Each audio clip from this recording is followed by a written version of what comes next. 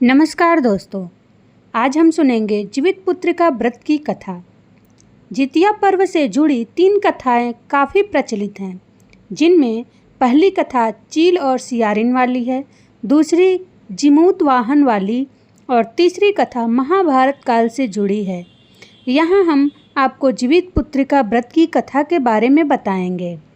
इस साल जितिया व्रत 14 सितंबर 2025 को मनाया जाएगा। धार्मिक मान्यताओं के अनुसार जो कोई भी महिला जीवित पुत्रिका व्रत या जितिया व्रत करती है, उसकी संतान पर कभी कोई बड़ा संकट नहीं आता।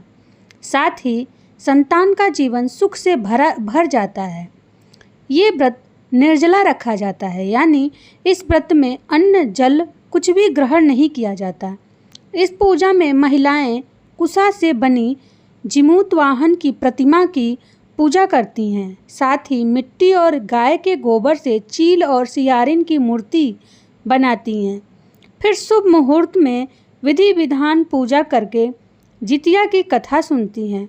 चलिए जानते हैं जितिया व्रत में कौन सी कथा पढ़ी जाती है। नमस्कार दोस्तों, अगर आपको वीडियो पसंद आ रही हो तो प्लीज़ लाइक, कमेंट, शेयर और चैनल को सब्सक्राइब जरूर करें। आइए सुनते हैं जितिया व्रत की कथा।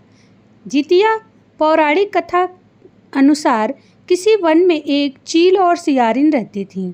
दोनों में गहरी दोस्ती थी और वे हर काम को मिल बांट के किया करती थीं। एक बार कुछ महिलाएं जंगल में आईं जो जीवित पुत्रिका व्रत की आपस में बात कर रही थीं। चील के मन में इस व्रत के बारे में जानने की जिज्ञासा हुई। वह महिलाओं के पास गई और उनसे व्रत के बारे में पूछने लगी। महिलाओं ने जितिया व्रत के विधान के बारे में चील को सारी जानकारी दी। चील ने जाकर इस व्रत के बारे में अपनी मित्र सियारिन को बताया, जिसके बाद दोनों ने जितिया माता का व्रत और पूजन करने का निर्णय लिया। चील तथा सियारिन ने जितिया माता का व्रत का संकल्प लिया और शाम को पूजा की, लेकिन पूजा के बाद ही चील और सियारिन को भूख लगने लगी। सियारिन को भूख बर्दाश्त नहीं हुई और वह जंगल में शिकार करने चली गई। सियारिन जब मांस को खा रही थी, तब चील ने उसे देख लिया और उसने सियारिन की बहुत डांट लगाई। चील ने ये व्रत पूरी विधि से पूर्ण किया। फिर अगले जन्म में सियारिन और चील का जन्म बहन के रूप में एक प्रतापी राजा के यहाँ हुआ। सियारिन का विवाह एक राजकुमार से हुआ और चील का विवाह राज्य मंत्री के पुत्र से हुआ। कुछ समय बीता तो सियारिन ने एक पुत्र को जन्म दिया, लेकिन जन्म के कुछ दिन बाद ही उसके पुत्र की मृत्यु हो गई। इसके बाद चील ने भी एक पुत्र को जन्म दिया, जो जीवित तथा स्वस्थ रहा। यह देख सियारिन को अपनी बहन चील से ईर्ष्या होने लगी। जलन में आकर सियारिन ने अपने बहन के पुत्र और पति को मरवाने की कोशिश की, परंतु दोनों ही बच गए। एक दिन देवी माँ सियारिन के सपने में आईं और उन्होंने सियारिन से कहा, यह तुम्हारे पूर्व जन्म के कर्म का फल है। अगर तुम अपनी परिस्थिति ठीक करना चाहती हो तो माँ जितिया की व्रत और उपासना करो। प्रातःकाल उठकर इस सपने के बारे में सियारिन ने अपने पति को बताया। सियारिन के पति ने यह सुन सियारिन को ये व्रत करने के लिए कहा और उसकी बहन चील से माफ़ी मांगने को बोला।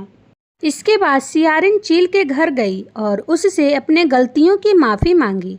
सियारिन को उसकी गलतियों पर पछतावा देखकर चील ने उसे माफ़ कर दिया। अगले साल जब जितिया व्रत पड़ा तो ये व्रत सियारिन और उसकी बहन चील दोनों ने एक साथ रखा। माता जितिया ने प्रसन्न होकर सियारिन को पुत्र प्राप्ति का आशीर्वाद दिया। कुछ दिनों बाद ही सियारिन ने एक सुंदर बालक को जन्म दिया। इसके बाद दोनों बहन प्रेम भाव से खुशी खुशी रहने लगीं। जितिया व्रत की दूसरी कथा।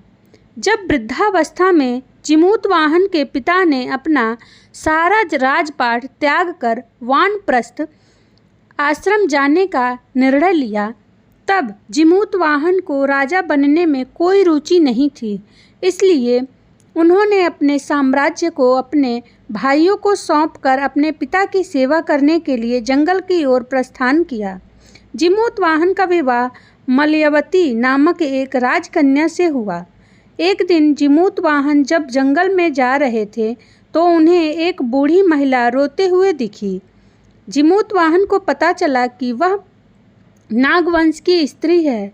वृद्ध महिला ने आगे बताया कि नागों ने पक्षियों के राजा गरुड़ को रोजाना खाने के लिए नागों की बलि देने का वचन दिया है और इसी के कारण अब उसके बेटे शंखचूड़ की बारी है। यह सुन जिमूतवाहन ने महिला को कहा कि वह स्वयं अपनी बलि दे देंगे। इसके बाद जिमूतवाहन ने शंखचूड़ से लाल कपड़ा लिया और वह अपनी बलि देने के लिए चट्टान पर लेट गए। जब गरुड़ आए तो उन्होंने लाल कपड़े में ढके जीव को देखा और वह उसे पहाड़ की ऊंचाई पर उठा ले गए। पंजों में जकड़े हुए जब पीड़ा के कारण जिमूतवाहन कराहने लगे और तब गरुड़ की उन पर नज़र पड़ी और उन्होंने जिमूतवाहन से पूछा कि वह कौन है और नागों के स्थान पर क्या कर रहे थे। इसके बाद जिमूतवाहन ने गरुड़ राज को पूरी बात बताई। जिमूतवाहन की बहादुरी और त्याग से गरुड़ प्रसन्न हुए। इसके बाद गरुड़ राज ने न केवल जिमूतवाहन को जीवन दान दिया बल्कि यह भी प्रतिज्ञा ली कि वे आगे से नागों की बलि नहीं लेंगे। कहते हैं इसी घटना के बाद से जिमूतवाहन की पूजा की परंपरा शुरू की गई। जितिया व्रत की तीसरी कथा। जितिया व्रत की एक कथा महाभारत काल से जुड़ी है। कहते हैं महाभारत युद्ध में अपने पिता गुरु द्रोणाचार्य की मृत्यु का बदला लेने के लिए अश्वत्थामा पांडवों के शिविर में घुस गया। उसने शिविर के अंदर 5 लोग को सोया पाया। अश्वत्थामा ने उन 5 लोगों को 5 पांडव समझकर मार दिया, परंतु वे द्रौपदी और पांडवों की 5 संतानें थीं। उसके उपरांत अर्जुन ने अश्वत्थामा की दिव्य मणि उसके माथे से निकाल ली। अश्वत्थामा ने बदला लेने के लिए अभिमन्यु की पत्नी उत्तरा के गर्भ में पल रहे बच्चे को मारने की कोशिश की, जिसके लिए उसने उत्तरा के गर्भ पर ब्रह्मास्त्र से वार किया। तब भगवान श्री कृष्ण ने उत्तरा की अजन्मी संतान को फिर से जीवित कर दिया। पुनः जीवित होने के कारण उसका नाम जीवित पुत्र पड़ा। चूँकि श्री कृष्ण ने उत्तरा की भी रक्षा की थी, इसी कारण से वह जीवित पुत्रिका कहलाई। ऐसी मान्यता है कि इस घटना के बाद से ही जीवित पुत्रिका का या जितिया व्रत का आरंभ हुआ। जय जितिया माता।